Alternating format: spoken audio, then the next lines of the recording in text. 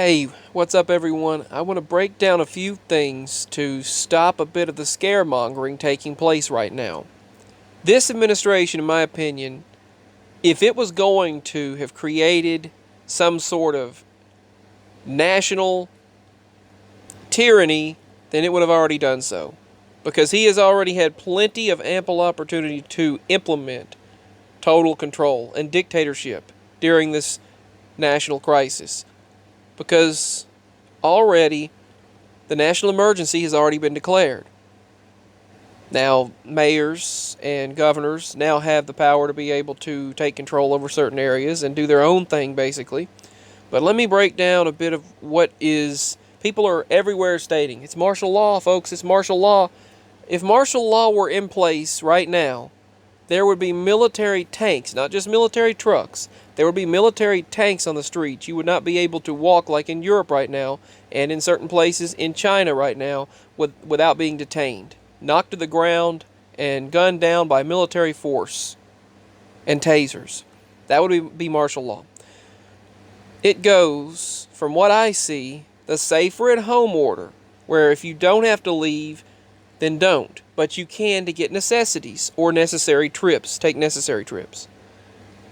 All the streets are almost empty. Very few cars here and there. But it goes safer at home under the Slow the Spread initiative for about 2 weeks, and then they might extend it if necessary. It goes safer at home, and then it turns into a shelter in place where to lockdown, and then over to martial law after that. Safer in place, shelter in place. First of all, safer at home. Second, shelter in place. Third is lockdown, martial law. Lockdown, then martial law. This is what you would see under martial law. You'd be seeing these kinds of things. You have some people blaming the past 2 or 3 administrations for martial law.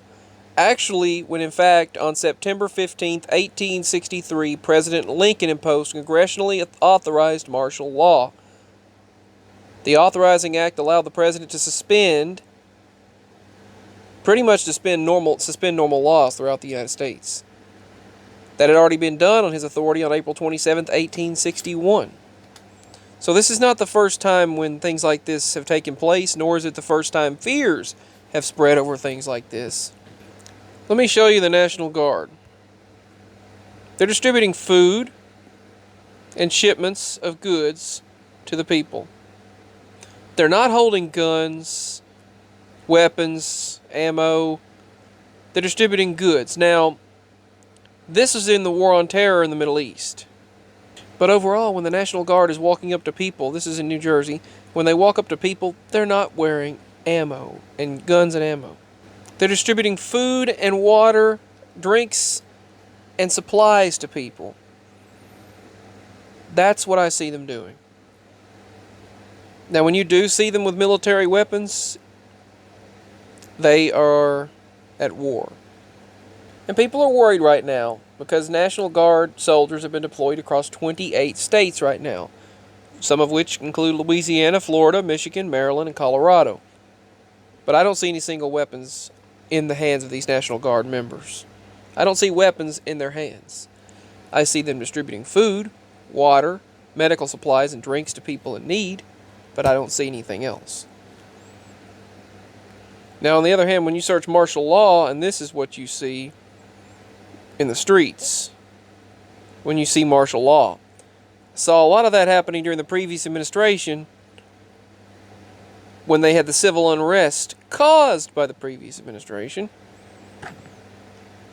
If anyone were going to cause martial law, it would have been him. Now, right now in the pandemic, rumors of martial law are flying. Despite reassurances from our government, assurances from the Trump administration, I did get breaking news of a 7.5 earthquake and a tsunami